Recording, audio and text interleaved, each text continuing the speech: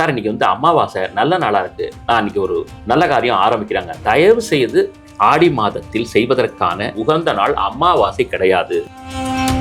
நீங்க வந்து ஆடியிலேருந்து ஆரம்பிச்சு மார்கழி மாதம் வரைக்கும் தேவர்கள் உறங்கக்கூடிய மாதம். அப்ப நல்ல தேவதைகள் உறங்கும் பொழுது ஒரு சுப காரியங்களை நம்ம செய்யும் போது அது முழுமை பெறாது. ஏன் ஒரு புது கார் வாங்கணும்னா கூட ஆடிக்காரா இருந்தாலும் ஆடி மாசத்துல வாங்க வேண்டாம் தான் சொல்லுவாங்க.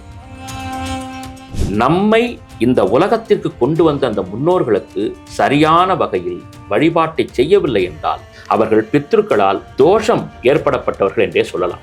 என்னுடைய தாத்தா என்னுடைய பாட்டி என்னை எப்படி சபிப்பாங்க? ஆசீர்வாதம் தானே பண்ணுவாங்க. நல்லா தெரிஞ்சுக்கணும், நாம் நினைப்பதை போல நம்மை போன்ற உடம்பு தோற்றத்தோடு அவர்கள் இருக்க மாட்டார்கள். அவர்களுடைய உடம்பு உருவம் எப்படி இருக்குன்னா, கட்டை விரல் எப்படி இருக்கிறதோ அந்த அளவு படைத்தவர்களாகத்தான் அவர்கள் இருப்பார்கள். அப்படி செல்லும் பொழுது அவர்களுக்கு என்று ஒரு தேவதை, அந்த தேவதைகள் இவங்க ஆசீர்வாதம் பண்ணணும்னு நினைச்சாலும் அப்ப உனக்கே உன்னுடைய குடும்பத்தை சேர்ந்தவங்க முறையான கடமையை செய்யலேங்கும் போது அவன் வாழ்க்கையில எப்படி இருப்பான்? அப்ப அதை நான் உணர்த்துகிறேன். காதல் ஜோடிகள்லாம் வந்து அவசரமா போயிட்டு ரிஜிஸ்டர் மேரேஜ் பண்றாங்க. அப்ப இந்த ஆடி மாசத்துல அவங்க தப்பி தவிர இப்படி பண்ணிட்டாங்கன்னா அவங்க வாழ்க்கையில ஏதாவது பிரச்சனைகள் ஏற்படுமா? டிவைன் தமிழ் நேயர்களுக்கு வணக்கம். நான் சுஷீந்திரன். இன்னைக்கு நம்ம கூட இருக்கிற ஸ்பெஷல் கெஸ்ட் மன்னை நாராயணன் அவர்கள். வணக்கம் சார். வணக்கம் சார். எப்படி இருக்கீங்க? நல்லா இருக்கேன் சார். ஆடி அமாவாசை ஏன் ரொம்ப ரொம்ப ஸ்பெஷல்னு சொல்றாங்க? ஏன்னா எல்லா மாசத்துலயும் அமாவாசைகள் வந்துட்டு தான் இருக்கு. இந்த ஒரு அமாவாசை மட்டும் நம்ம ஃபாலோ பண்ணிட்டோம் அப்படின்னா பல நூறு அமாவாசைக்கு சமம் அப்படின்ற மாதிரி கேள்விப்படுறோம். உண்மையா? அதாவது சார், அமாவாசைகள் எல்லா மாதத்தில் வரக்கூடிய அனைத்து அமாவாசைகளுமே முக்கியத்துவம் வாய்ந்தது, அதுல மாற்றமே கிடையாது. முன்னோர் வழிபாடு அன்னைக்கு செய்தே ஆகணும். இப்ப நம்முடைய நேயர்களுக்கு சொல்லணும், நான் வந்து பரவலா பார்க்கும்போது இன்னைக்கு என்ன சொல்றாங்க, சார் இன்னைக்கு வந்து அமாவாசை நல்ல நாளா இருக்கு, இன்னைக்கு ஒரு நல்ல காரியம் ஆரம்பிக்கிறாங்க, தயவு செய்து மக்கள் மனிதர்கள் எல்லாரும் தெரிஞ்சுக்க வேண்டிய விஷயம் என்னன்னு கேட்டீங்கன்னா, அமாவாசை என்பது முன்னோர்களுடைய தினம். அன்றைய நாளில் முன்னோர் வழிபாடு செய்யலாம். காகங்களுக்கு உணவு, மிருகங்களுக்கு உணவு, ஏழை எளியவர்களுக்கு உணவு, இறைவனுக்கு வந்து ஒரு கைங்கரியம் செய்தல், இதெல்லாம் செய்யலாமே தவிர வேறு நல்ல காரியங்களை தொடங்குவதற்கு உகந்த நாள் அமாவாசை கிடையாது. அப்போ ஒவ்வொரு அமாவாசைக்குமே அந்த முன்னோர் கடமைகளை செய்யணும் அப்படிங்கும் பொழுது 3 அமாவாசைகள் மிகப்பெரிய அளவுக்கு பேசப்படுகிறது. அதுல முதல் நிலை பெறக்கூடியதுதான் இந்த ஆடி அமாவாசை.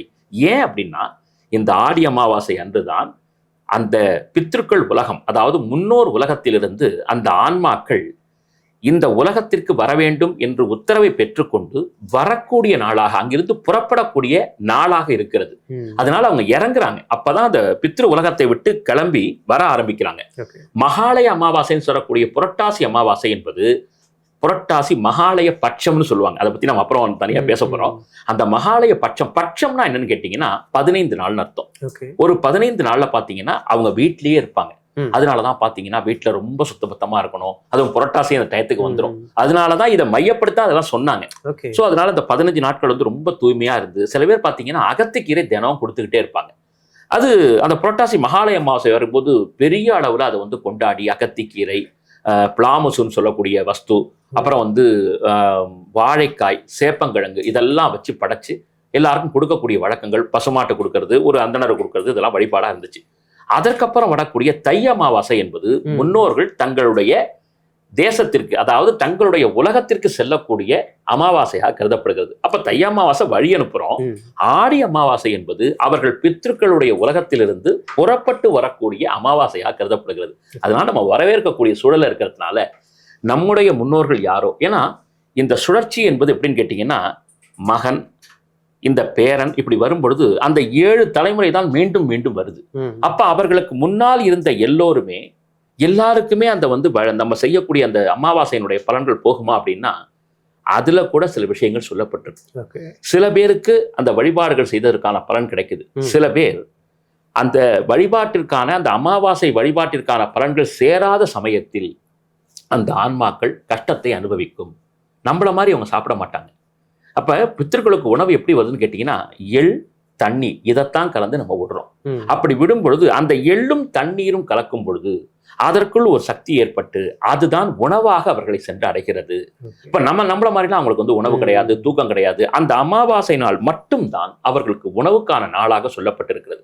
அதுவும் இந்த ஆடி அமாவாசை என்பது யாரெல்லாம் வழிபாடு நிறுத்தப்பட்டிருந்ததோ, இன்னும் உங்களுக்கு ரொம்ப சிம்பிளா சொல்றேன் சார், சில வீடுகளில் பார்த்தீங்கன்னா முன்னோர் சாபம் கடுமையா இருக்குன்னு சொல்லுவாங்க.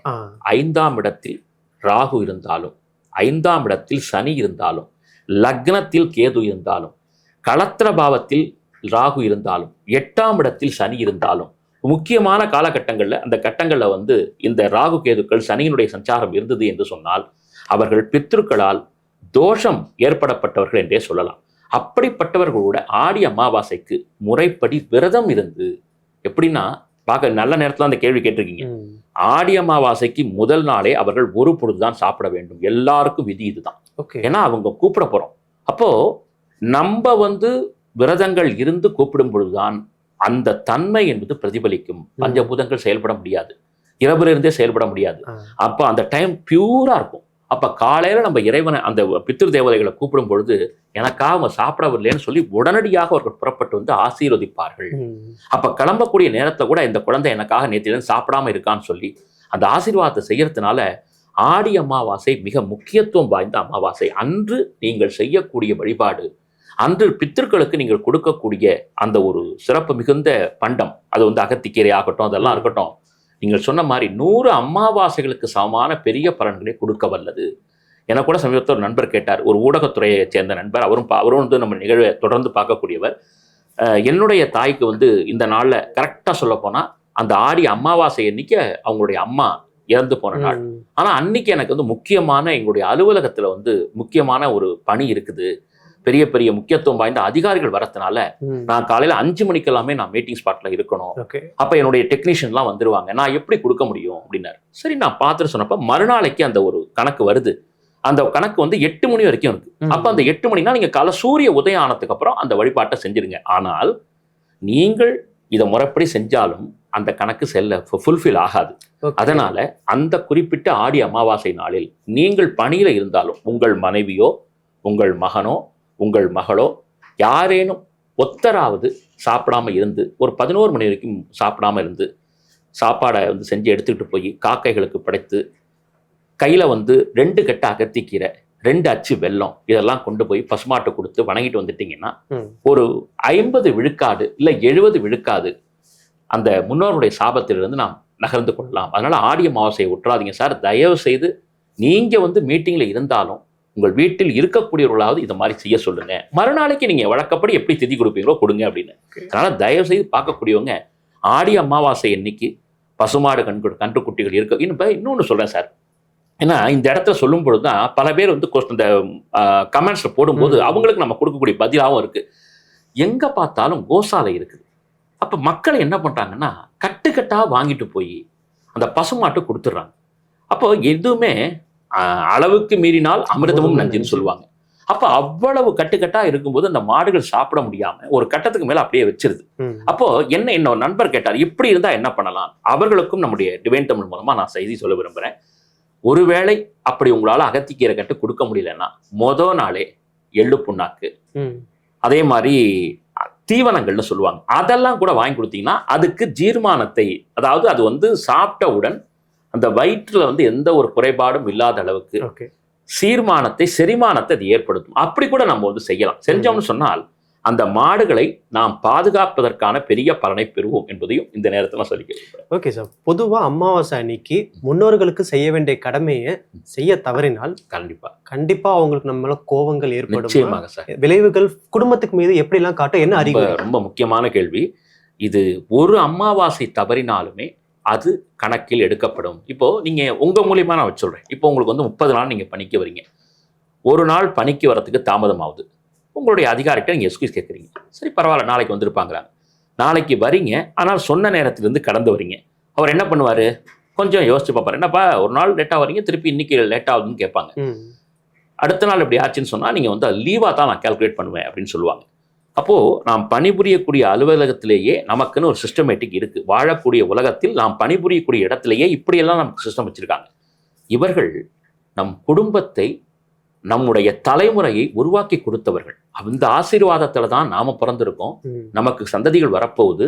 அப்ப நம்முடைய தலைமுறை வளர வேண்டும் என்றால் நம்மை இந்த உலகத்திற்கு கொண்டு வந்த அந்த முன்னோர்களுக்கு சரியான வகையில் வழிபாட்டை செய்யவில்லை என்றால் நாம நினைத்தே பார்க்க முடியாத துன்பங்கள் ஏற்படும். நீங்க உடனே கேட்பீங்க, என்னுடைய தாத்தா என்னுடைய பாட்டி என்னை எப்படி சபிப்பாங்க?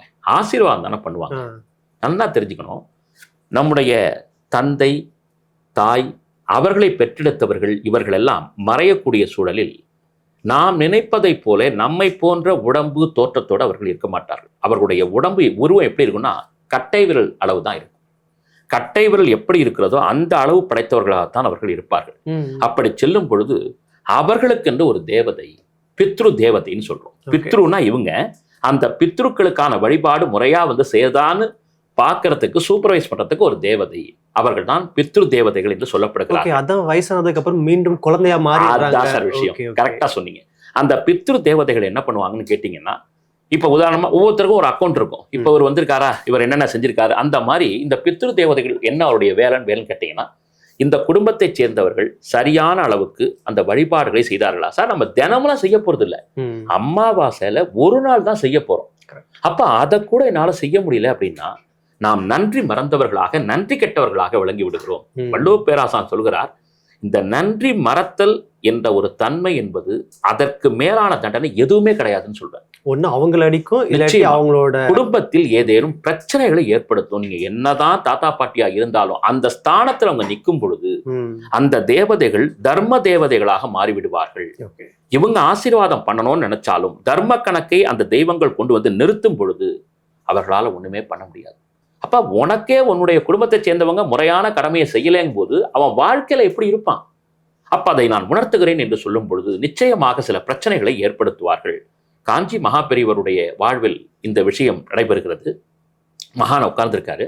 இப்ப வெளிநாட்டை சேர்ந்த ஒரு பெரிய ஒரு பணக்கார ஒருத்தர் வராரு.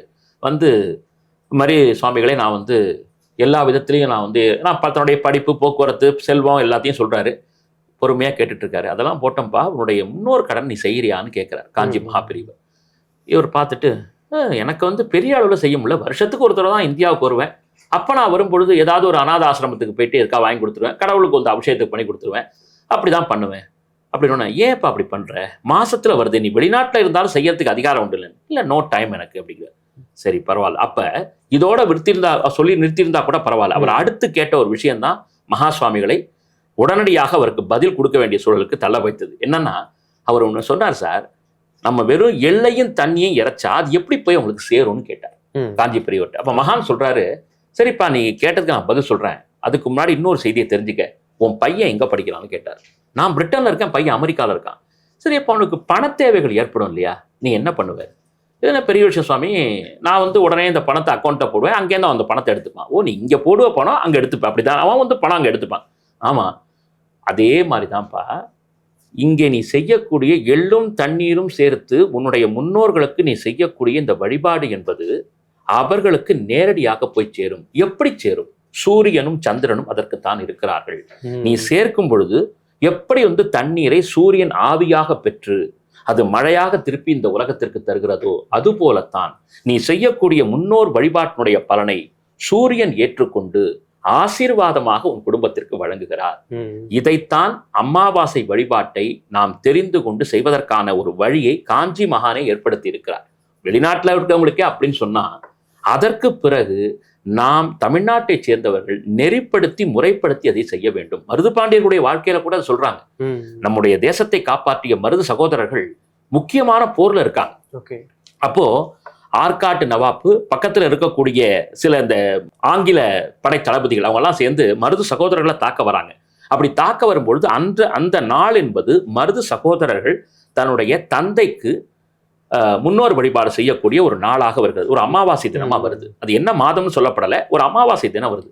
அப்ப மருது சகோதரர்கள் என்ன செய்தார்கள் என்றால், தங்களுடைய உடைமைகளை எல்லாம் எடுத்துக்கொண்டு, அதற்கான பொருட்களை எல்லாம் எடுத்துக்கொண்டு, தங்கள் உருவத்தையே மாற்றிக்கொண்டு, அப்பெல்லாம் பார்த்தீங்கன்னா நிறைய குளம் ஏரி எல்லாம் போயிட்டு இருந்துச்சு. அவர்கள் அந்த இடத்துல உட்கார்ந்து அவர்களுக்கான அந்த சொல்லப்பட்ட முன்னோர் வழிபாட்டுக்காக சொல்லப்பட்ட மந்திரங்களை எல்லாம் ஓதி ஒரு அந்தனரை வர வச்சு எல்லாம் பண்ணிட்டு அங்கிருந்த பழம் எல்லாத்தையும் கொண்டு வந்து பசுமாடுகளுக்கு கொடுத்து விட்டு அவர்கள் குதிரையில் ஏறும் பொழுது படைகள் வந்து விடுகிறது.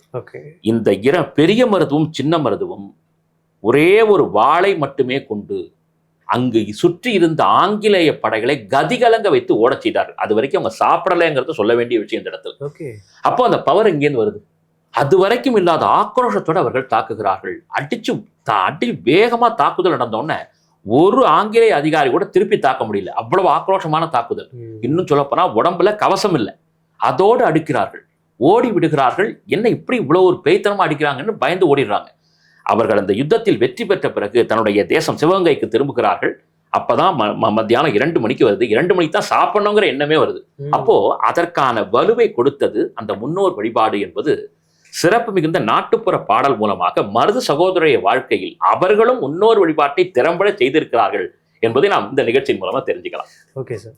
ஆடி மாசம் இந்த விஷயம்லாம் தொடங்கலாம், இந்த விஷயம்லாம் தொடங்கக்கூடாதுன்றதுலாம் என்னென்ன பண்ணலாம்? ஏன்னா கல்யாணம் பண்ணக்கூடாதுன்னு சொல்லுவாங்க. நிச்சயமா. அதையும் தாண்டி வேற என்ன விஷயம்லாம் பண்ணக்கூடாது, பண்ணலாம்? அதாவது சார், சுபகாரியங்கள் எதையுமே ஆடி மாதத்தில் செய்வதற்கான ஒரு காரணமோ காரியமோ சூழலோ இல்லை என்று சொல்லப்பட்டிருக்கிறது. ஏன் அப்படின்னு கேட்டீங்கன்னா, இந்த கடக மாசம் அப்படின்னு சொல்லக்கூடிய ஆடி மாதம் முழுவதுமே வழிபாட்டிற்கென்றே ஒதுக்கப்பட்டது. புரட்டாசி எப்படியோ ஆடி எப்படியோ இது இரண்டுமே பார்த்தீங்கன்னா உங்களுக்கு வழிபடக்கூடிய மாதமாக சொல்லப்பட்டதனால் நீங்க என்ன பண்ணலாம்னா, ஆலயத்தில் வழிபாடுகள் நிகழ்த்துதல், இன்னும் சொல்ல போனா நம்ம விதை விதைக்கிறோம் இல்லையா, அதெல்லாம் செய்யலாம். அதே மாதிரி பார்த்தீங்கன்னா கிணறு தோன்றது, இந்த மாதிரி விஷயங்கள் செய்யலாம். கல்யாணமோ வேறு எந்த கிரகப்பிரவேசம் போன்ற புதுமனை புகுவிழாக்கள், அதற்கான எந்த விதமான சுபகாரியங்களும் செய்யக்கூடாதுன்னு முனிவர்கள் வகுத்து கொடுத்துருக்காங்க. ஏன் அப்படின்னு கேட்டீங்கன்னா, இந்த காலகட்டங்கள் முழுவதுமாகவே சுப தேவதைகள் எல்லோரும் உறக்கத்தில் இருப்பதாக சொல்லப்படுகிறது. அதனாலதான் தட்சிணாயனம் என்றால் தேவர்கள் உறங்கக்கூடிய மாதம். நீங்க ஆடியிலேருந்து ஆரம்பிச்சு மார்கழி மாதம் வரைக்கும் தேவர்கள் உறங்கக்கூடிய மாதம். அப்ப நல்ல தேவதைகள் உறங்கும் பொழுது துவக்கத்தினுடைய மாதமே இதுதான். அப்படி இருக்கும் பொழுது ஒரு சுப காரியங்களை நம்ம செய்யும் போது அது முழுமை பெறாது. அப்படி நம்ம சுபகாரியத்தை செஞ்சாலும் அது பெரிய அளவுக்கு நமக்கு பலனை கொடுக்காது. அப்படிங்கிறதுனாலதான் ஆடி மாதத்துல புதுமனை புகுவிழா செய்ய வேண்டாம், அதே மாதிரி கல்யாணம் செய்ய வேண்டாம், நிச்சயதார்த்தம் பண்ண வேண்டாம். இது மாதிரி சில சுபகாரியங்கள், ஏன் ஒரு புது கார் வாங்கணும்னா கூட ஆடிக்காரா இருந்தாலும் ஆடி மாசத்துல வாங்க வேண்டாம் தான் சொல்லுவாங்க. ஏன்னு கேட்டீங்கன்னா, இந்த காலகட்டங்களை ஒதுக்கிட்டாங்களே நமக்கு. எப்படி நமக்கு இப்போ குழந்தைகளுக்கு அந்த மார்ச் மாசம் அப்படின்னு வந்துட்டாலே பரீட்சைக்கான காலம் அப்படின்னு சொல்றோம். அந்த குழந்தைங்களை பார்த்தீங்கன்னா எங்கேயும் அழைச்சிட்டு போக மாட்டாங்க. அதுவும் 10th +1 கேட்கவே வேண்டாம், நீ படினே சொல்லுவாங்க. அந்த குழந்தைகளுக்கு வேற சிந்தனையே இல்லாத அளவு பெற்றோர்கள் பார்த்துக்குவாங்க. அது மாதிரி ஆடி மாதம் அம்மனுக்கான மாதமாக, வழிபாட்டிற்குரிய மாதமாகவே வைக்கப்பட்டதுனால சுபகாரியங்கள் எல்லாமே அம்மனுக்குள் இருப்பதனால் அந்த தெய்வத்துக்கே நீ வழிபாட பண்ணு. அந்த தெய்வத்தோட ஆசீர்வாதத்தோட ஆவணி மாதத்தில் நீ சுபகாரியத்தை செய். அதற்கான தயார்படுத்திக் கொள்வது. ஆவணி மாதத்துல நல்ல காரியம் செய்ய போறோம். அப்ப ஆடி மாதம் முழுவதும் வழிபாடு செஞ்சு நம்மள அந்த தெய்வ ஆற்றலை வாங்கிட்டோம்னா அந்த ஆசீர்வாத பலத்தோட ஆவணியில் செய்யக்கூடிய திருமணமோ புதுமனை புகுவிழாவோ புது விஷயங்கள் வாங்குவதோ அபரிமிதமான வெற்றியை கொடுக்கும் என்பது பெரியோருடைய வாக்கார். அப்ப அதையும் தாண்டி சில பேர் இப்ப காதல் ஜோடிகள்லாம் அவசரமா போயிட்டு ரிஜிஸ்டர் மேரேஜ் பண்றாங்க, பிகாஸ் அவங்க சூழ்நிலை காரணமா. அப்ப இந்த ஆடி மாசத்துல அவங்க தப்பி தவிர இப்படி பண்ணிட்டாங்கன்னா அவங்க வாழ்க்கையில ஏதாவது பிரச்சனைகள் ஏற்படுமா? அதாவது சார், 2 விஷயத்தை கவனிக்கணும். ஜோதிடம் பார்த்து 10 பொருத்தங்களை பார்த்து பெரியோர்கள் முன்னிறுத்தி செய்யக்கூடிய கல்யாணம் என்பது வேறு. எனக்கு இந்த பெண்ணை பிடித்திருக்கிறது, இல்ல இந்த பெண்ணுக்கு இந்த ஆணை பிடித்திருக்கிறது என்று சொல்லி அவர்கள் பதிவு திருமணம் செய்து கொள்வது என்பது ஒரு விதமான செயல். அப்படி செய்யும் பொழுது இதே கேள்வியை பாத்தீங்கன்னா வாரியார் சுவாமிகள்கிட்ட கேட்கிறாங்க. திருமுருக கிருபானந்த வாரியார் அவர்கள்ட்ட கேட்கிறாங்க.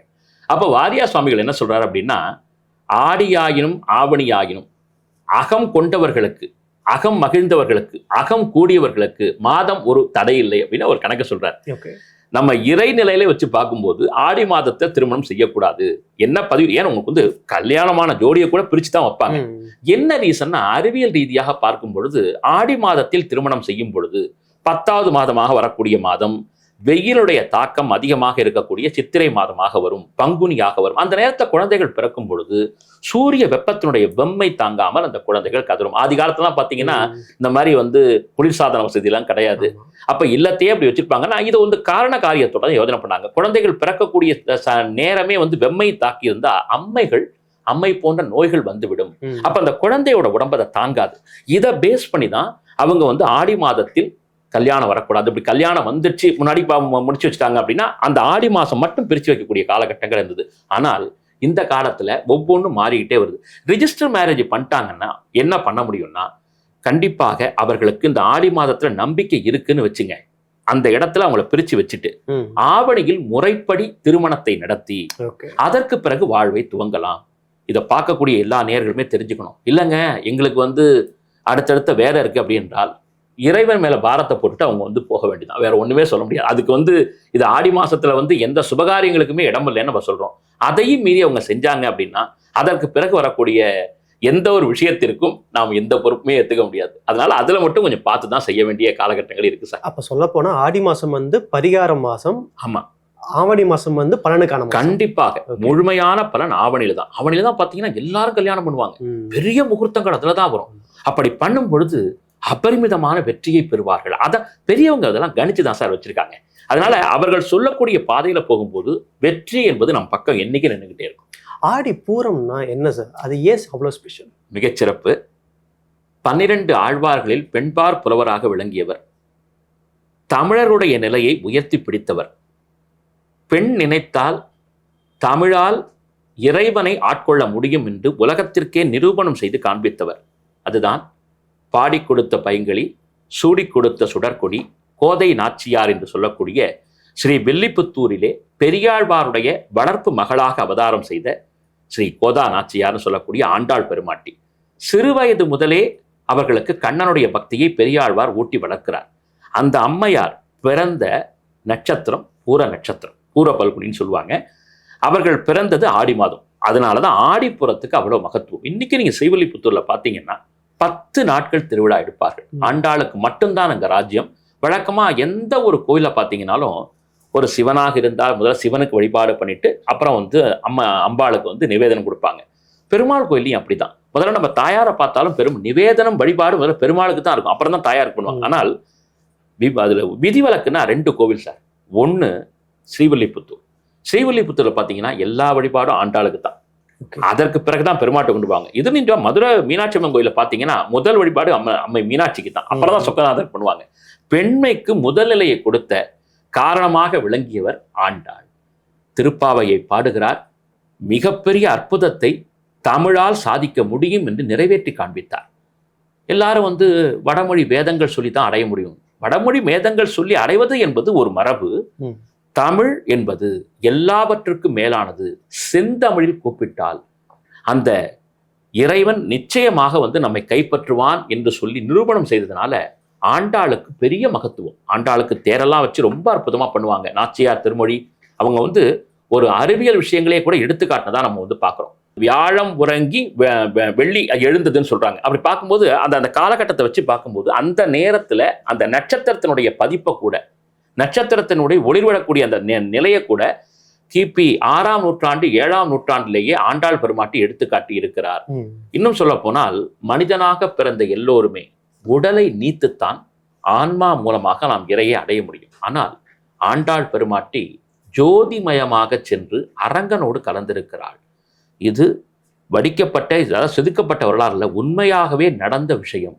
அதனால தமிழுக்கும் தமிழர்களுக்கும் பெருமையை தேடி கொடுத்ததுனால இந்த பூர நட்சத்திரத்தில் அவதரித்த ஆண்டாளுக்கு சிறப்பு செய்யக்கூடிய ஒரு அற்புதமான மாதமாக இந்த ஆடி மாதம் இருக்கிறது. இன்னும் சொல்ல போனால் இந்த பூர நட்சத்திரம் அப்படிங்கிறது பரணி, பூரம், பூராடம் சுக்கிரனுடைய ஆற்றல் பெற்றவைகள். அப்போ சந்திரன் என்பது மாதத்தின் தலைவனாக வருகிறான்னா நட்சத்திர அடிப்படையில சுக்கிரன் வந்து அவரை விட தாண்டி நிற்கக்கூடிய வகையில ஆண்டாள் தன்னுடைய நட்சத்திரத்தை பிறக்கிற மாதிரி செய்து தனக்கு ஒரு மேன்மையை ஏற்படுத்தி கொண்டார். அதனால பெண்களுக்கெல்லாம் ஒரு சிறப்பான, அதனால எந்த பெண்களையுமே நம்ம ஆண்டாளா பார்த்து வணங்கலாம். அவர்களுக்கு நம்ம வந்து எல்லாருக்குமே நான் சொல்றேன், ஆடி மாதத்துல நம் இல்லத்துல வந்து சகோதரிகள் இருக்காங்க, அம்மா இருக்காங்க, அக்கம் பக்கத்தில் இருக்கக்கூடிய சகோதரிகளை கூட பார்த்து அவர்களை நாம் இறைநிலையோடு கருதி அவர்களுக்கு நம்ம வந்து ஒரு வஸ்திரம் வாங்கி கொடுக்கறது, காலில் அணிவதற்கான காலணி வாங்கி கொடுக்கறது, அவங்களை சாப்பிடுவதற்கு உணவு கொடுத்தது எல்லாம் செஞ்சா கூட அம்மனுக்கே நேரம் நம்ம செய்யற மாதிரி தான். அதனால ஆடிப்பூரம் ரொம்ப முக்கியமான நாள். அந்த ஆடிப்பூரத்தன்னைக்கு எல்லாரும் பக்கத்துல இருக்கக்கூடிய ஆண்டாள் கோவில் பெருமாள் சன்னிதானத்துக்கு போய் ஆண்டாள் சன்னிதானத்தை ஒரு தீபத்தையாவது ஏற்றணும். அப்படி ஏத்துனா என்ன நடக்கும்னு கேட்டீங்கன்னா, ஆண்டாள் எப்படி புலமையாக விளங்கினாலோ அதே போல எல்லோரும் அவர்களுடைய இல்லத்து குழந்தைகள் படிப்பில், அறிவில், கல்வியில் நன்கு தேர்ச்சி பெறுவார்கள், சுடர் விட்டு பிரகாசிப்பார்கள் என்பதையும் இந்த நேரத்தில் நிச்சயமா சொல்லணும் சார். ஓகே சார், ஆடி மாசத்தை பத்தி நம்மளுக்கு தெரியாத நிறைய தகவல்கள் நம்ம நேயர்களுக்கு சொல்லியிருக்கீங்க. ரொம்ப நன்றி. நன்றி சார்.